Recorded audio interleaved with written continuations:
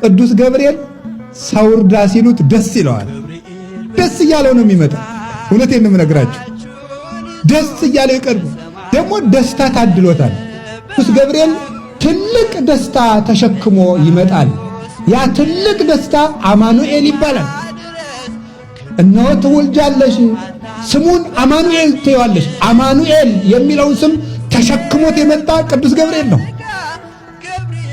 ሐዘን ለነበረበት ዓለም ለመጀመሪያ ጊዜ የመጀመሪያውን ደስታ ይዞት የመጣው ቅዱስ ገብርኤል ነው። ለምኑትም አምላክን ደስታ ያሰማቸዋል። ከልቤ ነው እማምላክን እማምነውን የምናገር። ቅዱስ ገብርኤል የደስታ መልአክ ነው። መልአከ ሰላም ነው ቅዱስ ገብርኤል። አትፍሩ የሚል ፍርሃት የሚያርቅ መልአክ ነው። ዘካርያስ አትፍራ አለው።